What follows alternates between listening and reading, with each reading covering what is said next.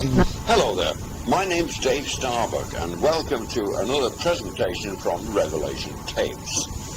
Now, from time to time, I do get people telephone me or send me information and say, look Dave, can you do a tape on this and that and the other and so forth, but there are only so many hours in the day.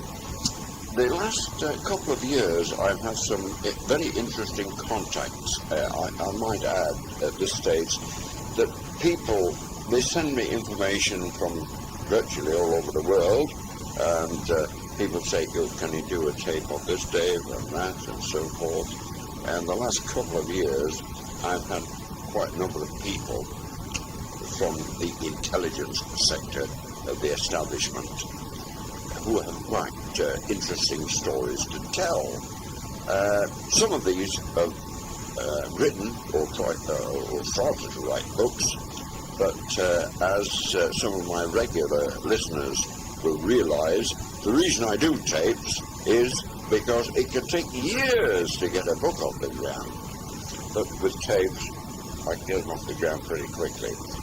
One particular man who fate, destiny, kismet, call it what you will, threw into contact me was a man called James Casbolt.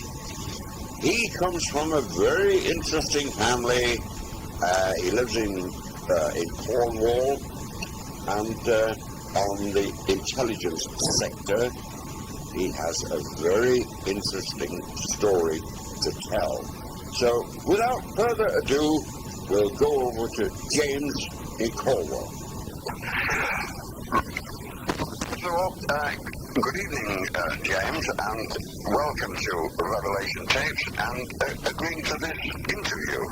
Now, before we get down to the nuts and bolts or nitty-gritty of this discussion, I wonder if you'd be kind enough to tell the listener a little bit about yourself and your family background, and if you can explain your family's involvement in British intelligence. Yeah, that's no problem. My name's James Michael Casbolt, and I was born in London in 1976. I've been an extraterrestrial contactee and abductee since I was a child, since the earliest memory is about the age of 5. And that was being abducted by little grey beings that was known as the Greys. And I was involved in black ops drug running with my father, who was a MI6 agent, and he was involved in drug running internationally for British intelligence. Yeah, forgive me interrupting a moment here. Now, black ops, could you sort of expand on that for my listeners? Well, black ops is drug running, drug trafficking internationally, which is run by the intelligence communities, intelligence groups, like British intelligence, CIA, Mossad, things like that. And this drug running is to fund projects that are classified above top secret, and these projects are extraterrestrial related projects. There was a few ways that the intelligence agencies decided that they'd fund these extraterrestrial related projects, which I'll go into detail about soon. These projects that are classified above top secret run into the billions, and the intelligence agency decided the only way they could raise this money was, among other things, drug running. Now, could you tell a listener a bit about your understanding of the connection between the various intelligence groups, namely MI5, MI6, CIA, Mossad, and so forth? Because we know what they are, but what my listeners do not. Yeah, I mean, I worked with my father on national drug trafficking. My father, as I said, was international drug trafficking in a lot of countries. And your father was in MI5, was he not? MI6. MI6, yeah. Yeah, my uncle was an MI5 officer. It's just the difference between an officer and an agent is an officer is someone who's officially on the payroll, and an agent is someone who's unofficially on the payroll. Because it's, like I say, these black ops are illegal. So a lot of the agents that are involved in these operations are unofficially connected. Would I be correct in saying, James, that you were a sort of agent for MI5? Well, what it was exactly was my father was empowered to recruit other agents. Yes. And he recruited me mainly because of my martial arts background, and it was for security and backup purposes. It was, I worked for my father on national drug trafficking. We met IRA contacts in London, and on one run, for instance, we picked up kilos of cocaine, and we delivered them to other locations. We met an IRA contact, I'm not going to say his name, in South London, and we went to his house and we went to a flat that he owned as well, but the flat was his office for drug business. We went in there, and then from there we picked up was 4 kilos of cocaine, but this was a very small amount because what it was my father was the international drug trafficking was the quantities that they were moving was regularly £500,000 worth of drugs every 2 weeks, for instance. That's what you learned? Yeah. And the kind of the deal that they made was, with they being the intelligence groups working together, was that whatever fell off the back of the lorry, so to speak, was they could keep and use it and sell that nationally in their own country. So if a lorry's moving across borders with, 100, 200 kilos of cocaine more often, it was, 2 or 3 kilos off the back, falling off the back of the lorry, wouldn't really be missed, and that was what they siphoned off and kept, and that's what we moved nationally. And this is for British intelligence like I said, these operations are to fund extraterrestrial related projects, which I have direct knowledge of. Now, that's very interesting what you just pointed out. Before going to the next point, James, onto extraterrestrials, would you say these beings, for want of a better phrase, they're benevolent, namely to help this planet, or malevolent to destroy it? Well, it's both. As simply as there's a race of extraterrestrials that are involved in this planet's affairs. They've been for a long time, from Draconis. They're reptilian beings. They're on the whole, they're malevolent. They're quite negative. And then there's a positive race, more of a positive race from the Pleiades and Andromeda, which is also involved in the affairs of this planet. And but these races have been in an ancient war with each other. They've Yeah, this but fundamentally what you're saying is in effect if you like a force of negative and positive or good against evil, which has been going on since time immemorial. But tell us something. Where do the reptilians from Dragonis fit into all of this? Well, I'll give you a little bit of history with this. You understand that the greys are the beings that most people come into contact with. It's very common for people to be abducted by greys. It's, I'd say, 1 in 10 people are regularly abducted by greys. And when I say abducted, I mean they're put back in their beds and their memories of it are erased with sophisticated mind control technology which they use. And I'll explain about this because one of the reasons why they do this in a minute is basically an ongoing genetic breeding program they're involved in. It's quite complicated. I'll explain it, but I'll give you some history. About in the mid-1940s, the extraterrestrial beings known as the Greys approached certain sections of the US and British government. This was in the mid-1940s, and a treaty was signed between the Greys and the US and British government. And the treaty was that in exchange for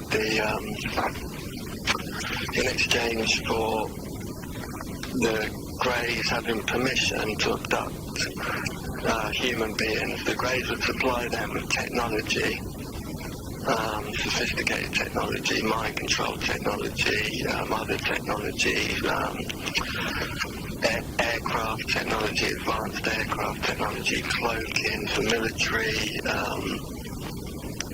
ships, aircraft that could render them invisible to the naked eye at night.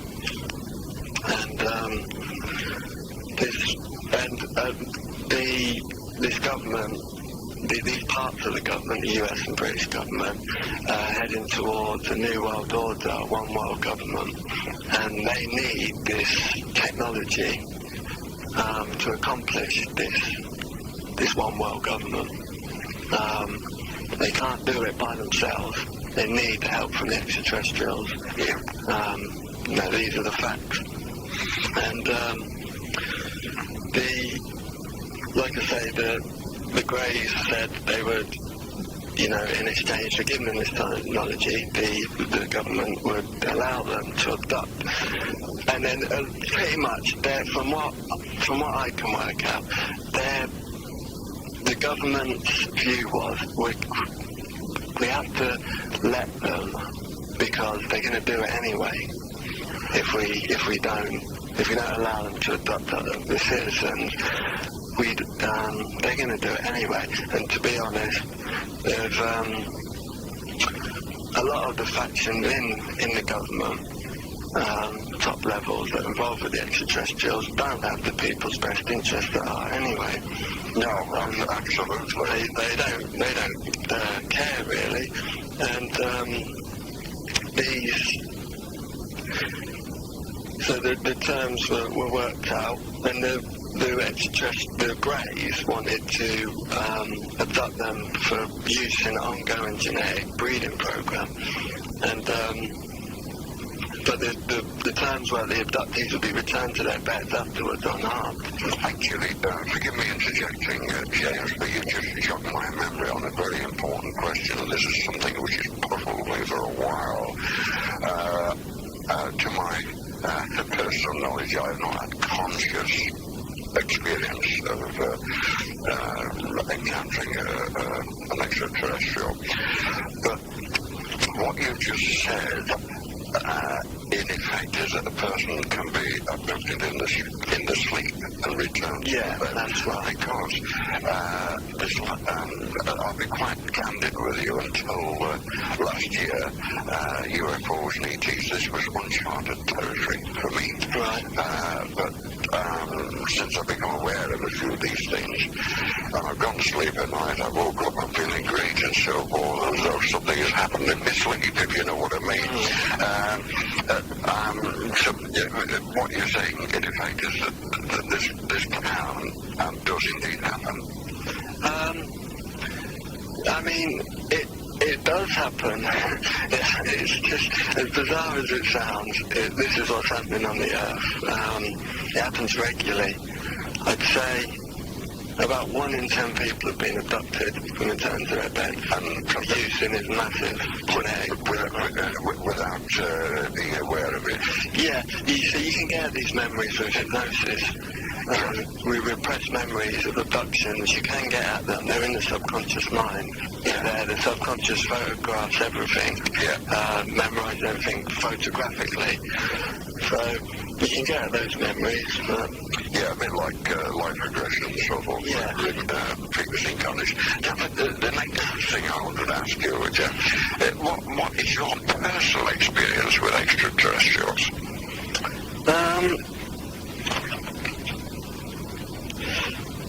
I suppose before I start talking about that, I'll just probably say what happened with this treaty, and then that'll probably make a bit more sense about when I talk about my personal experiences. I need to relate it to other facts. Yeah, okay. So, as I was saying, that the abductees return to their beds most of the time. Sometimes they're not. Sometimes they're abducted to underground bases permanently, like the Dulce base in New Mexico in America, and the Dulce base is well known by UFO researchers. It's jointly run by the CIA and aliens, the Greys, and some people are abducted permanently to these underground bases. Permanently, because people disappear. Yeah, as you know, people disappear now and again, and they're not heard of again. Yeah. Some of these people do end up in these underground bases, and that's, unfortunately, that's true. Yeah, those are the facts. And it's there is a big message of hope in all this, which I'll go into. But as I was saying, the government, the US government and British government did this treaty with the Greys, and it later emerged that these, they said they'd abduct a certain amount of people from every country, something like 100,000 or 200,000, but it later turned out that they'd not respected the treaty. The Greys hadn't respected the treaty, and they'd abducted millions of people from every country. And like I say, some of the people were permanently abducted to the underground bases.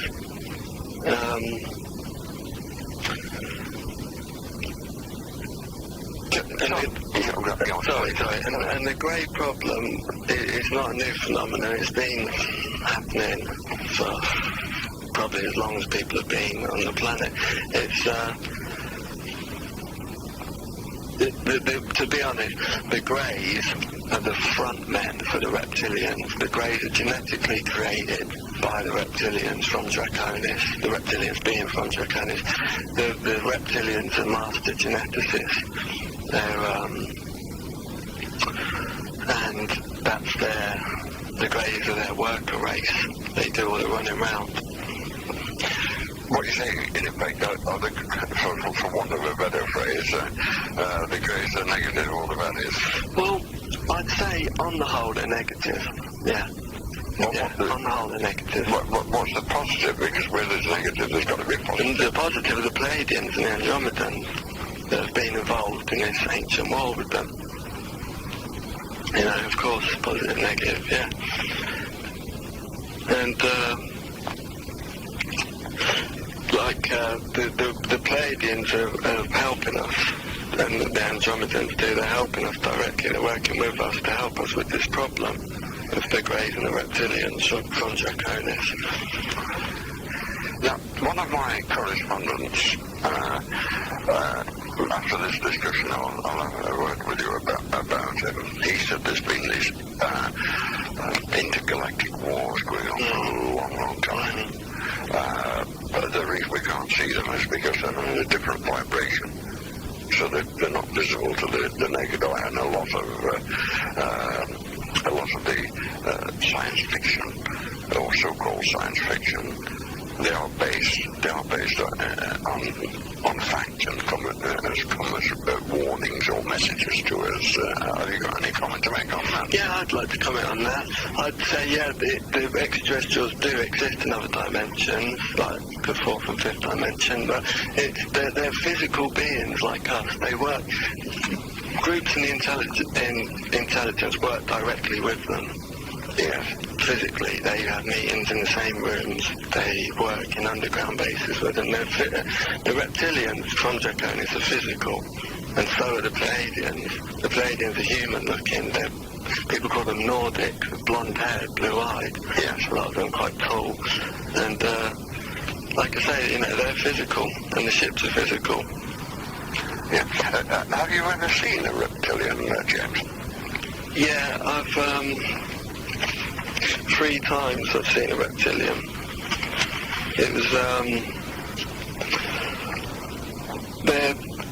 it's been a psychic attack, I'd say, on me, because I'm exposing their agenda.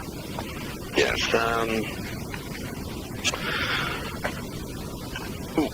The first time was I was in a bedroom, not in my house, somewhere else, and I woke up and there was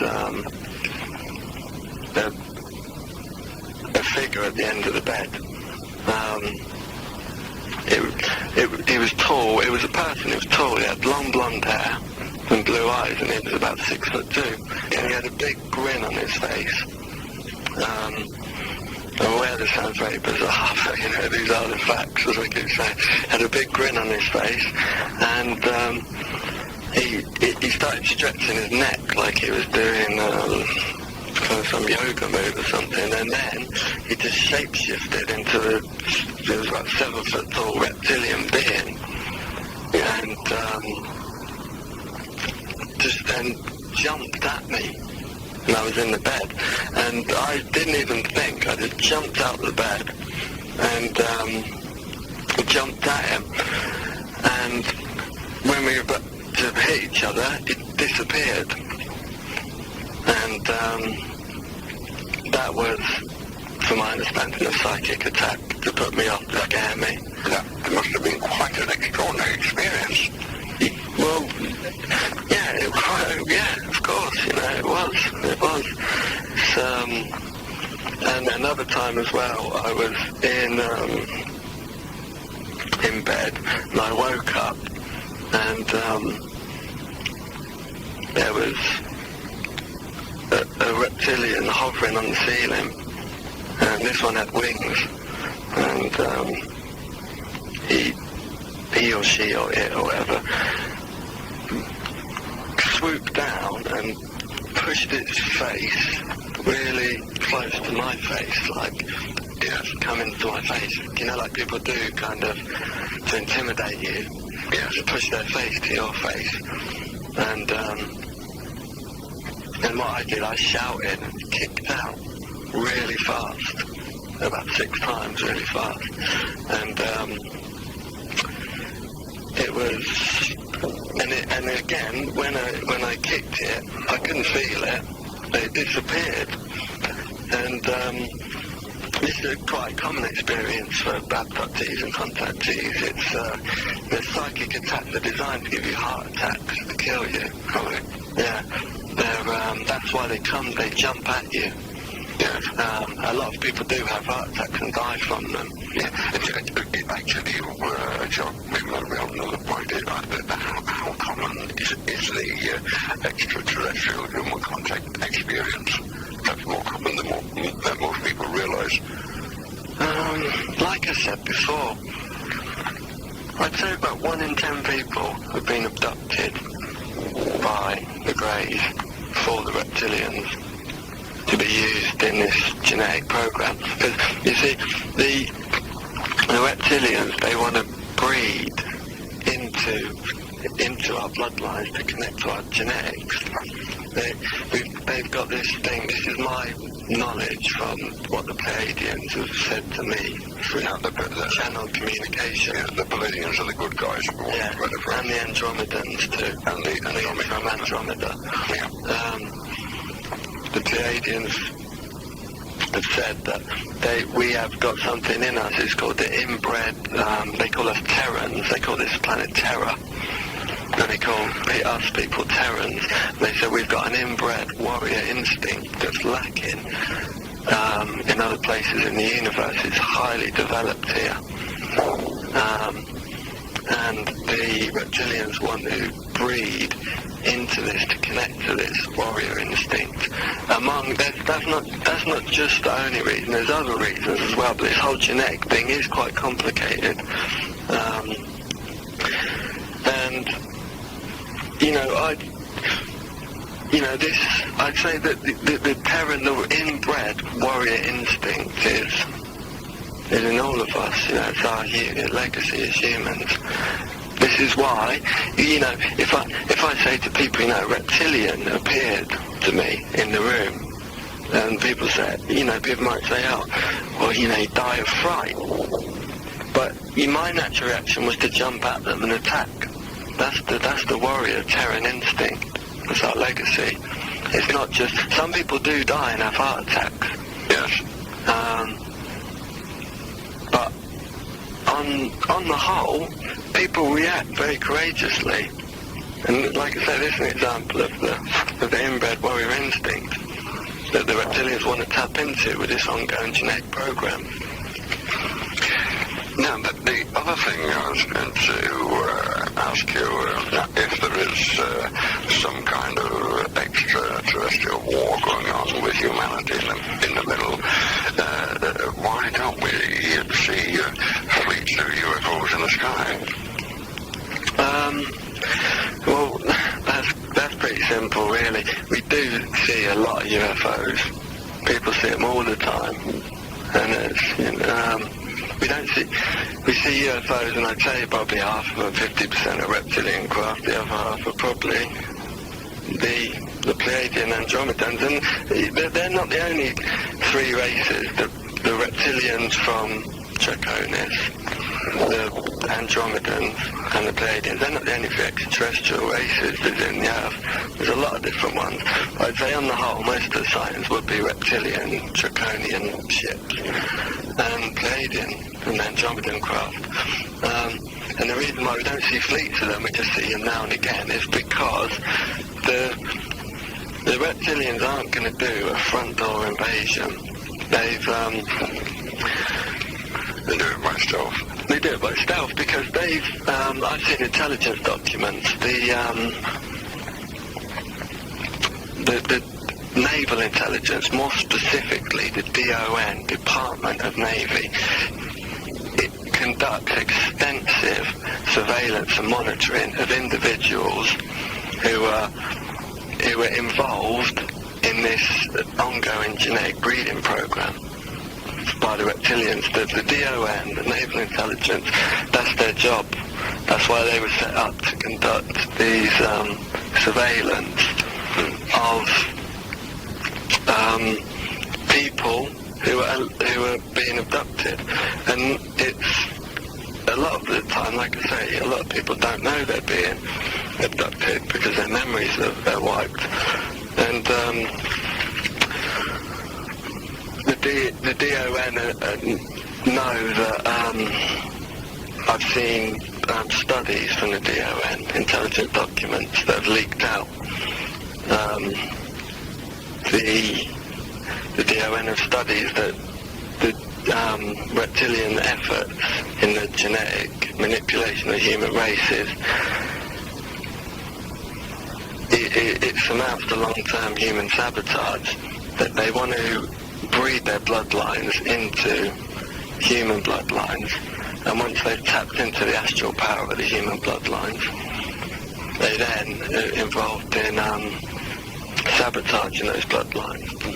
I'll come in, I'll touch on that astral power in a few seconds, but another thing I was going to ask you, James, is how long has this been going on? to the hierarchy in British intelligence and Navy and the military and so forth?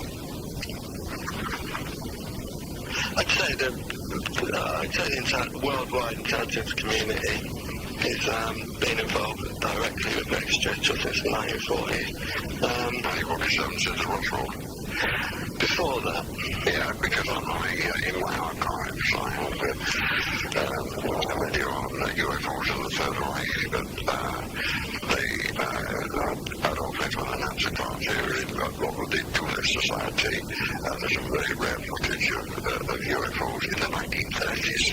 yeah. Long before Roswell. That's right, yeah, I know what you're saying, because the Greys actually approached the German government before the British and the American government to do the same treaty with abductees for technology, but the German government turned the Greys away in the 1930s. Did they? Because they were already working with an extraterrestrial race that was under the pyramids of Giza. Because they were already committed, the Germans and Nazis, so they turned the Greys away. Yeah. In actual fact, in view of what we've discussed earlier, you see, from what we've paraphrased, the Greys and the Badgers, the Germans or the Nazis did a good move. It's not that simple. I don't think it's that simple. It's a bit more complicated than that. I'd say, to be honest, that the race that the Nazis were already working with, the extraterrestrial race, were connected with the reptilians already. So in a way, the Nazis were already working with the reptilians, this race. But you can understand that the reptilians, they're from the solar system of Draconis. And it looks like a snake in the sky. You see it. It's the reptilians also have been in underground bases for hundreds of thousands of years on the Earth. They're moving back and forth from the Earth to Draconis, and that's why there's a whole other world underneath our feet of tunnels and huge caverns, and this is fact, this is documented fact. And deeper than those, they connect into underground bases, and that's why underneath the pyramids of Giza, it was a reptilian race that they were already working with. And the Greys approached them because there's different factions of reptilians. Yeah, another point I was going to bring up, do you have any sort of photographic evidence of these things, James? Yeah, it's about 3 months ago, I was telepathically contacted by the Pleiadians to go to a little town near me. It's called Zena. It's famous, infamous rather, for witchcraft and Satanism and UFO sightings. And I went there and there was a guy at the end of the road, and I was telepathically instructed to go approach him and talk to him. So I went up to him and said, I'm investigating UFO sightings right there. Have you seen anything? He goes, I haven't seen any UFOs, but I've just moved into my house 6 months ago. I took a picture of the front of the house, and there was a being, a figure outside it. And I goes, oh, can I have a look? And he goes, yeah, I can run off a copy on the computer and print one out for you. So print out, come out. It was a reptilian being that outside his house that I'd seen before in these attacks. Exactly the same looking, and I've got that photograph in my possession. I'd like to show you it. Yeah, that would be quite astounding and the most interesting, to the least of it. And I've got another one as well, another photograph. This was taken about 2 years ago. I was at once again, I was instructed telepathically to go outside into my back alleyway, and I went outside, and this is very bizarre, but I'm just going to say it. There was the bush in front of me, and it shapeshifted into a being, and it was actually alive in the bush, this being, and he was dancing really rhythmically, and there's been a lot of literature written about these beings. They're called nature spirits, and I took a camera with me into the back alley before I went, just in case anything did happen. And this happened. I took a picture of it, and it came out very clearly of this being. And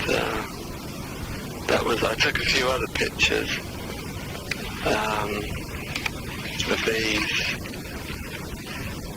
of things, orbs in the sky that I saw over, I live in St. Ives in Cornwall, but they didn't come out very clearly. But this being in the bush is very clear. And you can see him, you can see his arms, his hands, his face. And you got a photograph of it? Yeah, I've got a photograph of that as well. It's quite extraordinary. But you see, in my world, not in my world, in my reality, this is an extraordinary. I've been involved in this since I was 5, and this is normal for me. I understand what you mean, actually, because, to give you an example, I'm a bit older than you, and I've been an astral traveller from being an infant, but I was 37 years of age before I knew that they called it astral projection. You know what I mean? Yeah. Something else I was going to ask you, James, although you have partly covered this earlier on in this discussion. If you tell me some more of the details of your father's connection with British intelligence, rubbing in any connection with him and ETs. Yeah, I wrote a few notes down about this that I'll just find quickly.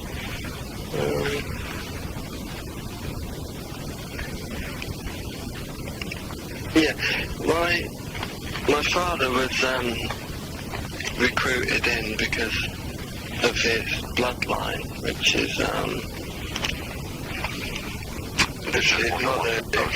wanted to ask you about that, the bloodline. Yeah, his mother is a French aristocrat called Tilliard, that's my grandmother. Yes. And they go back to the royalty of the French Revolution. Yeah. Because this reptilian race is connected, the reptilian race genetically created the blue blood lines as puppets. They created the blue blood? They created the blue blood lines. Yeah. As vehicles towards the New World Order, because the New World Order, if it comes in, will be jointly run by people that will be puppets of the reptilians. Which is more like, is it happening now? Yeah, it's happening now, the New World Order. It moves towards it every day with the new legislations, but it's a reptilian agenda that's been planned. The reptilians they've overrun 21 solar systems before they targeted this one. 21 solar systems? 21 solar systems. So this was long before Adam Weishaupt and the establishment of the Illuminati. Well, the Illuminati are puppets for the reptilians. The Illuminati are aristocratic blue bloodlines, the top 13 families. like the Windsors, the Rockefellers, the Rothschilds. They're all aristocratic bloodlines, but they're vehicles for the reptilians. The reptilians control them from the astral planes, and also with the mind control technology. Yes. And like I say, it's moving towards the New World Order.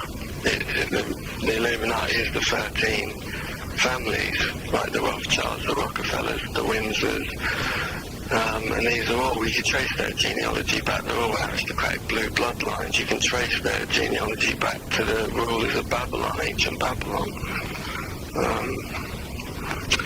So yeah, and it's because what it is, like my bloodline is a blue bloodline, and they recruit blue bloods into positions, they manipulate blue bloods into positions of power. They want them to be in the top of military, media, intelligence, things like that. And it's because when you're blue blood, you're giving off a genetic code, and it vibrates, and it's like a homing beacon for the reptilians. And these, I'm talking about the reptilians, not the physical ones from Draconis. I'm talking about the astral ones from the fourth dimension, the fifth dimension. And it's like what the old saying of possession, but they kind of connect to you and mind control you and manipulate you. And these families, these blue blood families, the top 13 Illuminati families, are kind of pulling strings and running the world in a way, and they manipulate. They know they keep extensive genealogical records of the other blue bloods, and they manipulate them into positions of power. Since you mentioned that last year I interviewed David Starbuck, who I'm sure you're familiar with, and he was a former whistleblower of MI5, and he has, like yourself, he has strong intelligence connections, and he said once upon a time, MI5, they just employed people from, shall we say, very higher class families and so forth. They altered the policy, and which is probably which on his own admission is one reason he got in. But what you just said ties in. Because, I mean, that's why it wasn't a coincidence that my uncle and my dad were in British intelligence. Because like I said, my uncle was MI5 officer, my father was MI6 agent, and it's because of their bloodlines they were manipulated in and recruited in. It's also because of my father's connection to the heroin trade in Chinatown in London. That's why he was brought in for Black Ops drug running. And it's British intelligence control the web. They control most of the other intelligence agencies. It's all a big spider's web, with British intelligence pulling the strings. The British intelligence control the CIA. They control Mossad at the top level. Incidentally, on one of our previous discussions, you equated the British intelligence with Carousel. Could you enlighten the listener on that? Yeah, that's a code name for MI6, Carousel. Yeah, so it's known as it by insiders. It was because once you get on, it's very difficult to get off. It was when my dad served a lot of prison time. He told me about 1 in every 30 international operations would be busted. He served about half his adult life in prison. He worked with the CIA and the mob in being a mafia in Rome in Italy.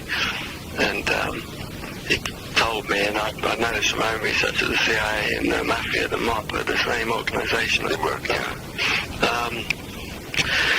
And he served a lot of time. He served time in Italy. For one of these operations went down with the CIA and the mafia. Served time in an Italian prison, and he was fluent in Italian and Spanish, and he taught Italian in the prison there. He also taught, he taught English in the Italian prison. And he also, when he did time in Spain, he taught English in the Spanish prisons. But the thing with Carousel is, to get back to that, I'm drifting off the point a bit, when a lot of time he came out of prison, he'd be approached again by British intelligence for another run. This talk is continued on the reverse side of the cassette. However, when you turn it over, please remember to spool it back to the very beginning. James, you were going to say something. Yeah, I'd just like to say this, with this whole extraterrestrial presence on Earth, the mainstream media thinks it's a joke, and people think it's a joke. People laugh at it, so a lot of people, and think that people are mad. And I can tell you for a fact it's not a joke to the intelligence community, to intelligence groups. That's why they're spending billions with Black Ops drug running to fund these extraterrestrial projects. It's not a joke for them. They are involved in an internal war with each other. The whole intelligence community is in shambles, is in a war with each other. It's divided into two sections. One part that's loyal to working and loyal with the reptilians from Draconis, and moving towards their agenda, their joint agenda of a one world government, a new world order, which will be the human puppets controlled by the reptilians, and the other side of the intelligence is loyal to the people. They want to help the people.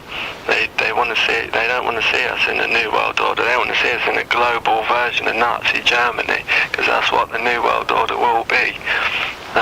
And they're leaking information. There's a whole new young generation of intelligence agents and officers that don't agree with the past rules of their elders, and they're leaking information, and they're leaking it. A lot of the information they're leaking is on the net. There's massive amounts of intelligence documents that are being leaked. The net is the Illuminati's worst nightmare, and that's a good place to look if you want to find leaked intelligence documents to do with the extraterrestrial phenomenon. Okay. Right. Now, if we could just recapitulate or recap on some of the points we covered on the first part of this discussion. No problem. Can you explain your family's involvement, once again, in British intelligence? Well, like I'm saying, I was involved with my father, with Black Ops drug running. As I said, they needed to raise billions to finance these extraterrestrial related projects that were classified above top secret. And the reason they're called Black Ops is because it's very difficult for the public to shine a light on the activities and expose the corruption within. That's because it's hard for the public to shine a light in. That's why they're called Black Ops. And this drug money is laundered by the big names, the elite families. It's laundered by them directly. The Rothschilds, the Rockefellers, the Oppenheimers. And it's laundered, this Black Ops drug money that people like my father and I were raising, is laundered through their international companies like De Beers. The drug money laundered by these people passes. My dad told me the inside information. He taught me all the tricks of the trade, surveillance, money laundering, weapons. He told me how the drug money is laundered by these people. It passes from account to account until its origins are lost in a web of transactions. And this laundered money is then used to fund these extraterrestrial related projects. Okay? Yep. Now, again, could you recap on your understanding of the connections and difference between various intelligence groups, namely MI5, MI6, CIA, Mossad, and so on? Yeah, like I say, my dad worked with Mossad in London. He worked for Mossad? No, he worked with Mossad. With Mossad, because all these intelligence agencies are interconnected. They all work together on the highest level. Like the thing with Diana now is the Diana's death, Diana's murder, is saying on the papers how the CIA was working with MI6, French intelligence was working with MI6. This is because they all work together, they're all interconnected. People in the public, it said, oh, they don't, they're enemies and stuff. That's not true. At the higher levels, they're all interconnected. They all sleep in the same bed, yeah. Exactly. And Dad worked with Mossad. I met Mossad contacts with him in hotel rooms in Brighton. We worked with IRA contacts in London, like I said, moving cocaine. And the British intelligence is involved with organised crime, like IRA, the terrorist groups, and like the mafia. They're in this country too. It's they, like you say, they sleep in the same bed at the top levels. Terrorism, organised crime, the intelligence agencies sleep in the same bed at the top level. But what you've got to understand, that's a general term, because you got to keep in mind there's this war going on in the intelligence community between the positive factions and negative factions. It's the negative factions of the intelligence communities that are in bed with the organised crime, terrorism, like IRA and the mob. And for instance, Dad told me the inner workings of how they're interconnected. These like Mossad, CIA, MI6. People think the CIA is the most powerful intelligence group. Insiders will know that it's not. The CIA takes orders directly at the top level from British intelligence. CIA was created by British intelligence after World War II. The CIA before were called, the group before then, the forerunners, were called the OSS, the Office of Strategic Services. Yeah, Operative Strategic Services. The OSS was created by British intelligence, and the OSS went down, and the CIA was created after them. And like I say, the British intelligence created the CIA. The CIA answers to British intelligence. So does Mossad. So does French intelligence. So does Australian intelligence. I forget the name of Australian intelligence. And it, like I say, the organised crime, the mob, and the CIA is exactly the same group at the highest level. It's a vast web of intrigue, and it's very difficult for the public to shine a light into it to see what's going on. I was able to unravel the whole web because my dad gave me threads of information. It's like if there's a curtain in front of a window, and I want to see out the window, see what's going on. I can't see because the curtain's in the way. That's what it's like for the public trying to work out what's going on with the intelligence agencies. And then all of a sudden, there's no way I can rip the curtain open to see out the window because the curtain's too heavy. So a little thread pops out. Someone gives me a little thread. A little thread pops out the curtain. And I take that one thread, I start unraveling. Slowly, over years and years and years, I keep unraveling. Slowly a hole opens in the curtain because I'm unraveling the thread. After years and years, I pull the whole curtain down because I unravel it from that one thread. And then I see out the window, I see what's going on. And that's what's happened. That's why I'm risking my life to do this. And the whole thing is extraterrestrial related. This isn't intelligence agencies running around for the sake of it, moving drugs. They're not doing it for the sake of it. They're doing it because there's a massive extraterrestrial agenda, and the intelligence agencies are working directly with extraterrestrials. And it doesn't stop there. The British intelligence takes orders from a secret world government. There's what people call the Illuminati, the 13 families at the top. The families like we're talking about, the Rothschilds, the Rockefellers, and so forth. People can research that themselves. And this is the secret government take orders from the reptilians. The secret government, the Illuminati, are negative. They're puppets of the reptilians.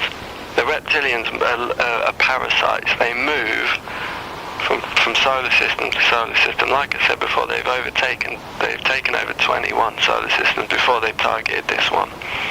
In this ancient war that they've moved across the universe like locusts,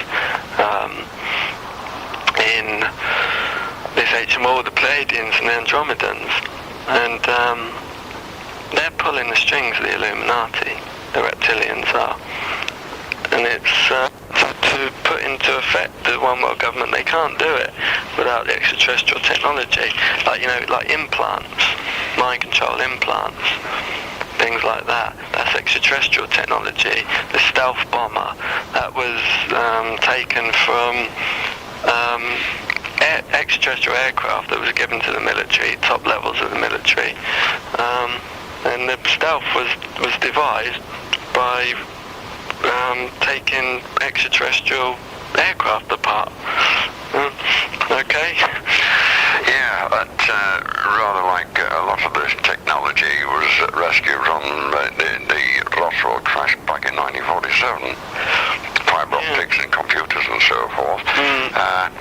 A lot of the technology we're seeing now being brought into the public eye is extraterrestrial developed technology from this treaty that they did in the 1940s, they being top levels of the British and US government.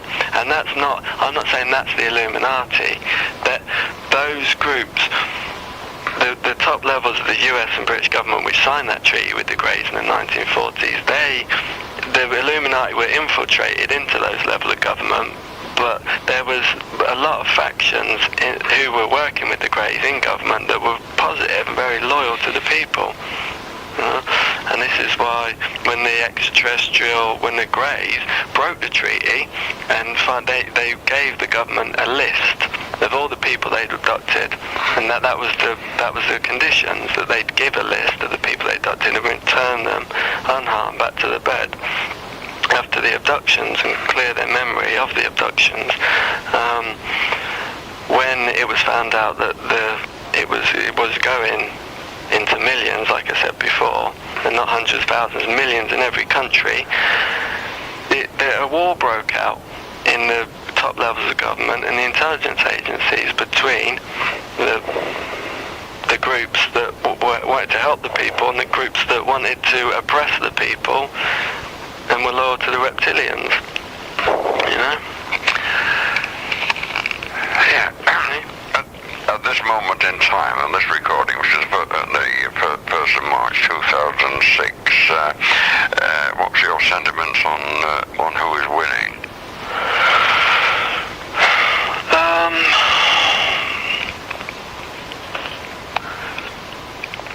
You see, that's a hard one to call, because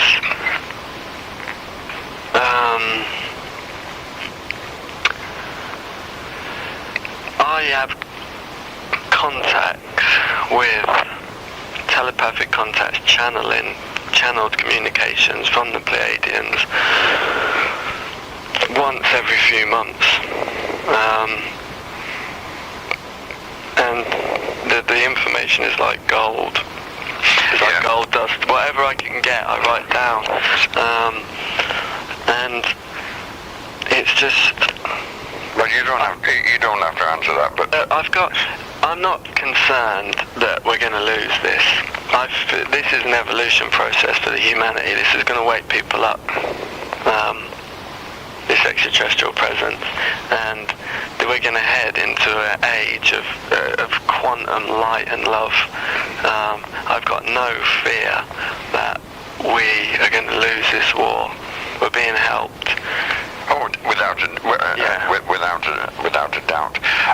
And one of my correspondents, well, quite a few of my correspondents who are independent, they don't know each other. A very important date is the 21st of this month, the vernal equinox. Yeah. This month, something's going to happen one way or the other. Yeah. In what way, shape, form or function, we'll just have to wait and see. But we'll move on and recap to some of the other points that you spoke about earlier. On the other side, would you care to recap on some of the details of your father's connection to British intelligence, and more importantly, is your father still involved in this now? Well, no, he's not, because he died in prison about 3 years ago. He's was in possession of forged passports and documents. It was quite a short sentence, 6 months. But Very short. He died in prison, and I'm still finding the facts. I'm still finding what went on, and I don't really feel comfortable talking about it. Yeah, that's fair enough then. I think I know what you're thinking. When I find more details out and come to terms with what went on, I'll talk to you about it. Yeah, that's fair comment, James. Fair comment. Now, can you explain some ways that we can protect ourselves from the reptilians?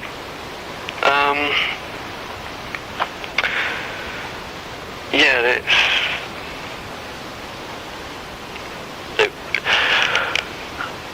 the best way I'd say is to understand them, understand that they're real,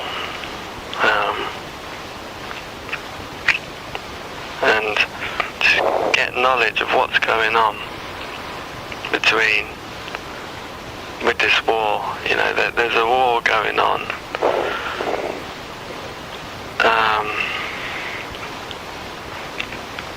And just get knowledge of what's going on, and then from there you'll be in a position of power. It's to do something about it. It's one of the ways I use is very effective. It's Pleiadian technique, of the Pleiadian light technique, is visualize a bubble of UV light around your body. UV being ultraviolet light. If you have a hard job visualizing ultraviolet light, get a little ultraviolet tube. You can buy them from shops, and then just look at that and visualize that light around your body. Or visualize a cloak, like a blanket of ultraviolet light, and visualize it wrapping it around your body, and also visualize it around your house. In other words, carry on now, James. They can't get past ultraviolet light. It's really painful to them. It goes back to the old legends of the vampires, being allergic to sunlight. That comes from reptilian. The reality of the reptilians, like Dracula, is that word is taken from Draconis, Dracula, where the reptilians are from, Draconis. Dracula was, he could shapeshift and he drank blood. That's, the reptilians are, they survive on blood. That's, that's their food source, and that's why it comes back to this legends. And a lot of legends refer to a lot of folklore and stories. That's really stories about the reptilians. But like I say, this UV light, they can't get past it. So visualize this UV light around your house, around your body, around other people, and you'll be all right. Yeah. Just as a matter of interest, James, there are some people who are not exactly afraid, but they don't like bright lights. Could you throw any light on that? I'd say, you see, the human race is very manipulated by the reptilians. The reptilians have bred into our bloodlines from hundreds of thousands of years ago. They've bred in. They're connected to our blood in a way. When someone like me, who's got a lot of blue blood genetics, and like I say, the reptilians genetically created the blue blood race. My genetics, being aristocracy, I'm not saying that big-headed, I don't like the royal family, it's join the club. yeah, but, this is my bloodline. These genetics act as a homing beacon for the reptilians to control from the astral realms, that being the lower astral realms of the fourth and fifth dimension, because once you get to the sixth dimension, evil can't exist past the fifth dimension. Once you get, this is getting into quantum physics now, once you get to the sixth dimension, the light vibrates too fast. Negativity can't exist there. The astral reptilians exist in the lower realms of the fourth dimension and the fifth dimension. They exist physically as the extraterrestrials from Draconis in this third dimension.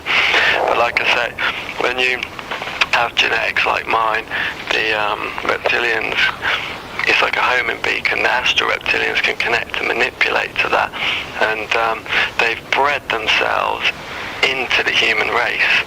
It's what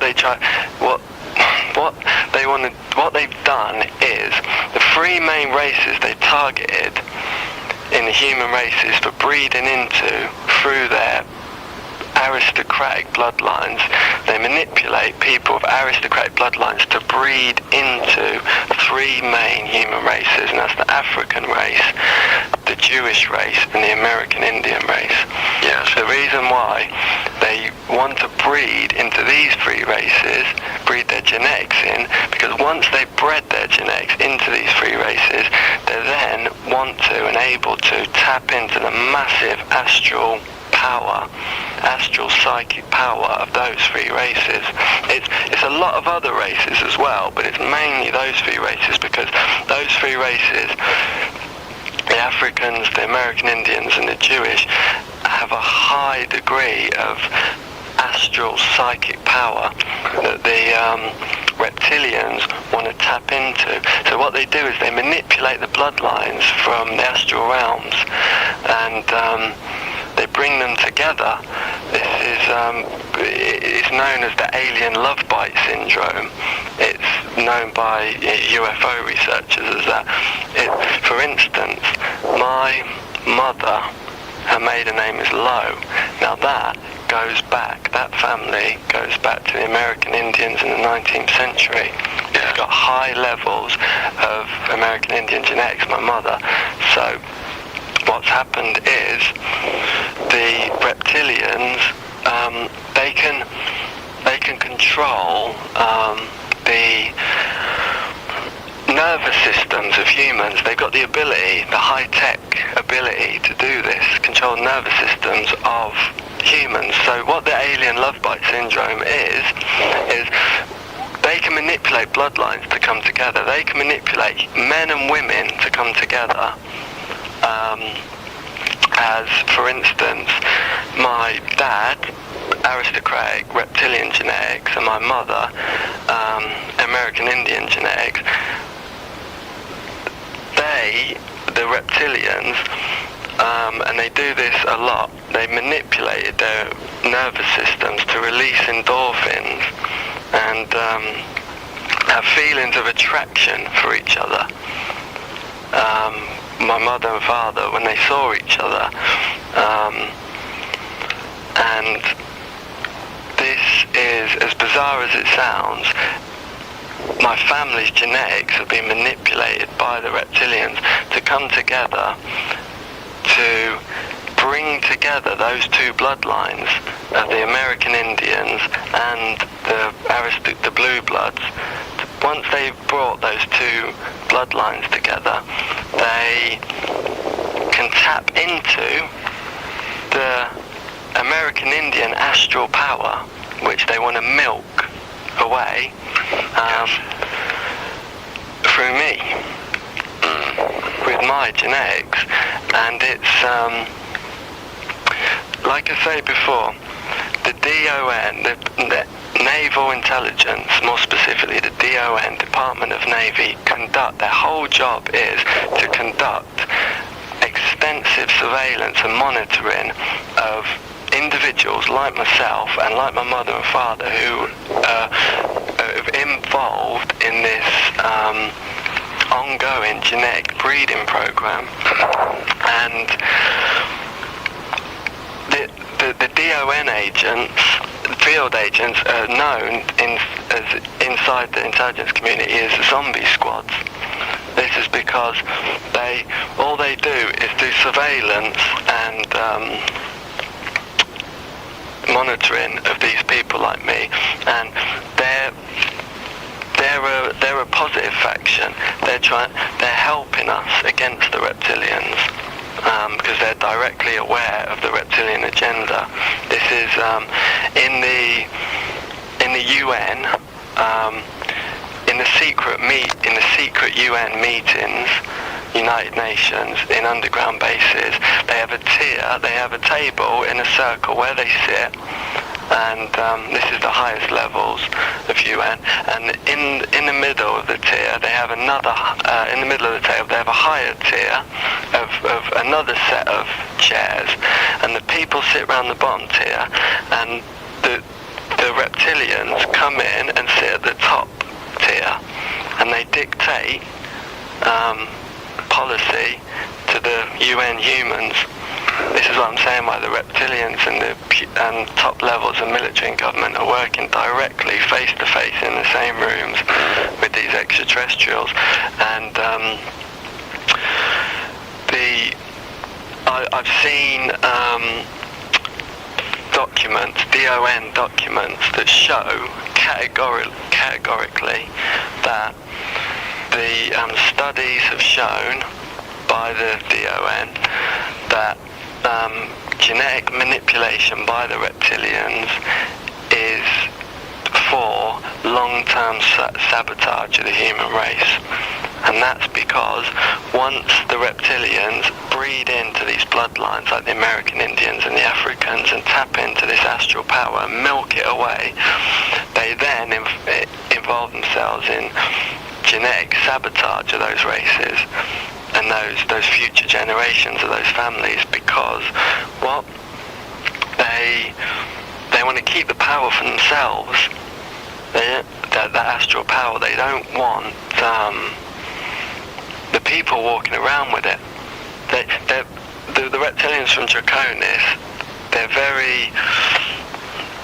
look down on human beings. They look down on human beings.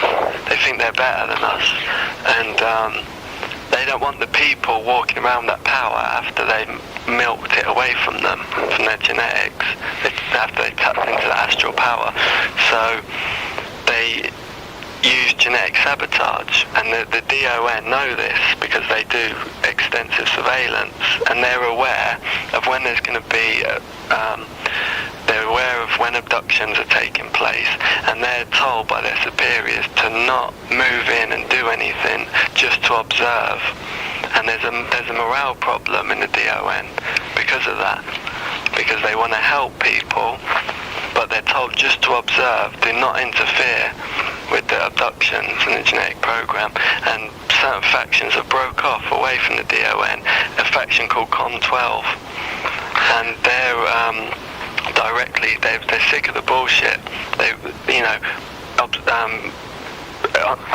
Putting people under surveillance, extraterrestrial contactees under 24-hour surveillance. My own phone's tapped. I don't know what group it is. I imagine it's some level of British intelligence, so I'm going to contact my uncle to see if he can find out what group it is. My own phone's tapped, and that's because I'm an extraterrestrial contactee and I'm under surveillance because of it.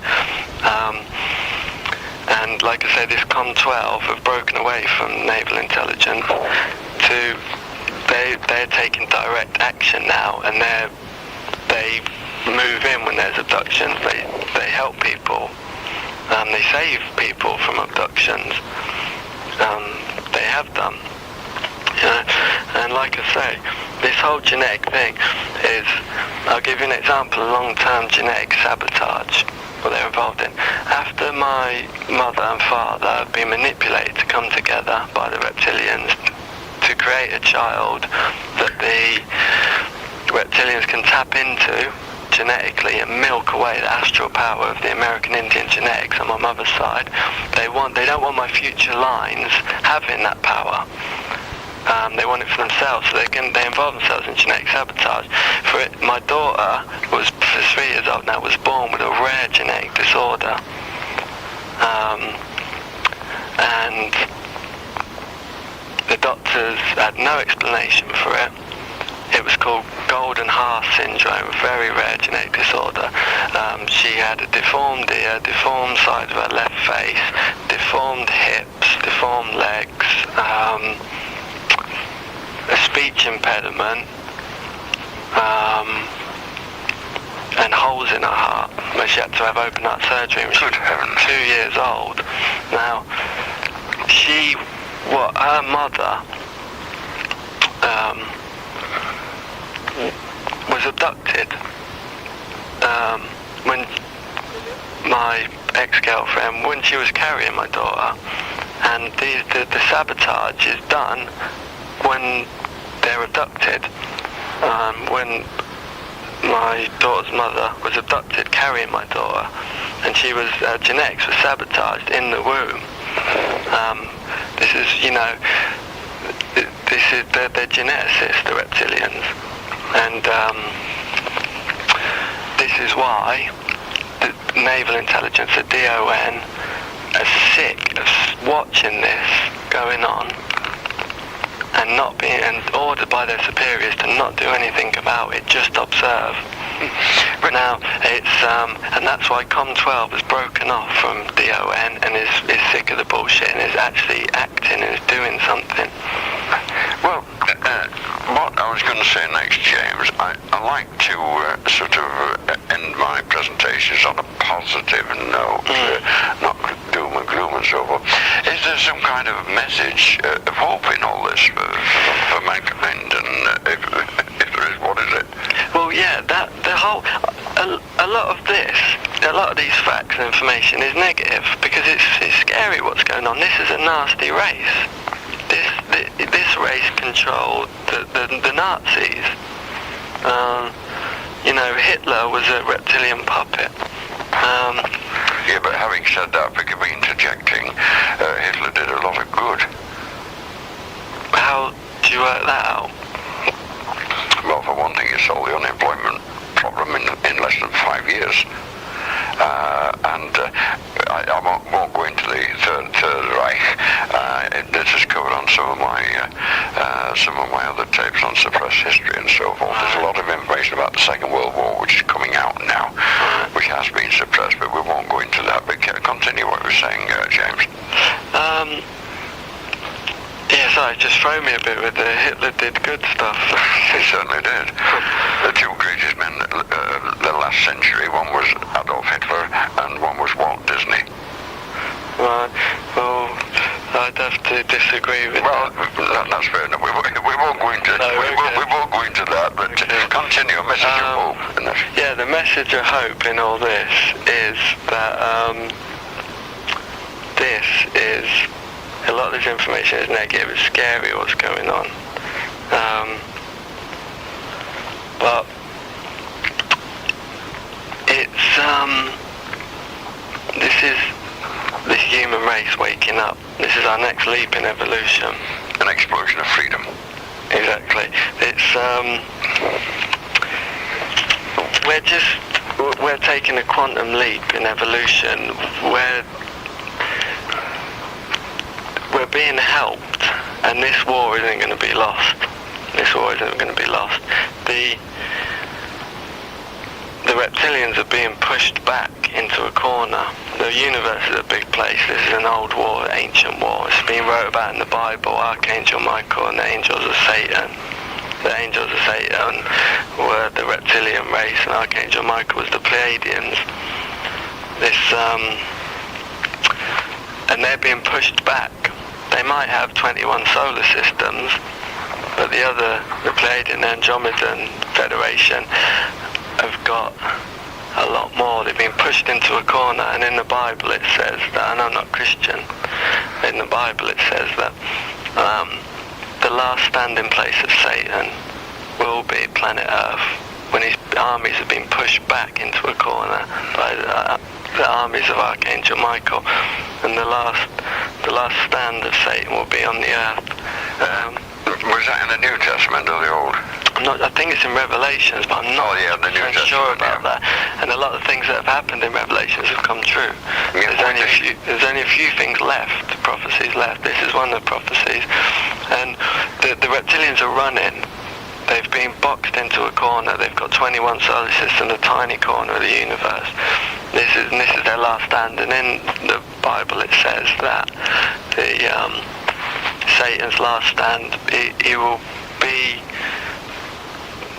be defeated in that last battle by the armies of Archangel Michael, being the Pleiadians, and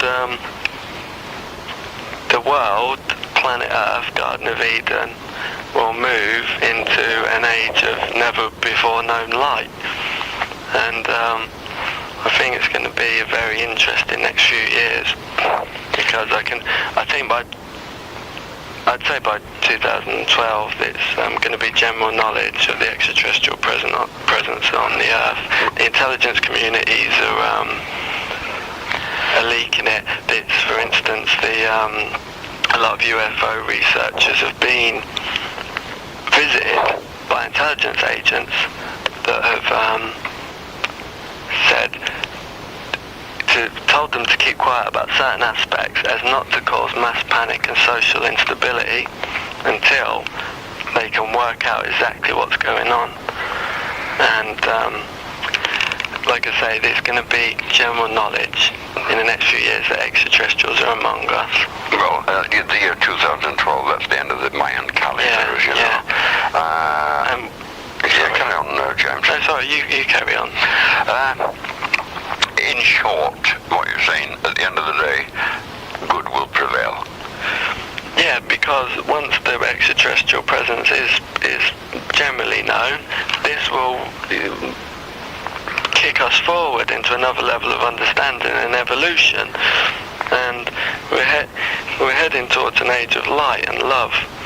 I'd say it's the most important time in human history ever, the next few years. And the reptilian forces won't win. Well, at the end of the day, evil destroys itself. Yeah. And that's what they're doing now. The New World Order is being... It's falling apart. It's being exposed. Yeah. As I said before, the New World Order is a vehicle for the reptilians. That's how they take over planets. There's been thousands of New World Orders on all different planets. That's the way they've taken control. And it's falling apart at the seams. It's not meant to be a New World Order. It's just a threat of what might happen if we don't wake up. But people are waking up. No disrespect, James, you're telling the wrong man. I've been trying to expose this for the last 10 years, along with many other people throughout history. Now, this has been a most informative and highly enlightening discussion. And I'd like to thank you most profoundly for your time and your indulgence in joining Revelation Tapes for this talk.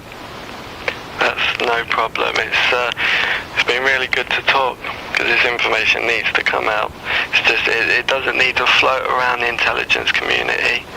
It needs to come out into the people, come out to the people. It's not just for the intelligence community. Well, listener, there you have it.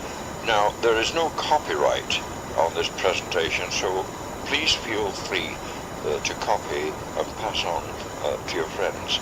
But a word of caution here, some people are not ready for this information. Such organizations as Probe International, who hold conferences in Blackpool twice a year, and perhaps Nexus and similar organizations. But you start speaking to a person in the street.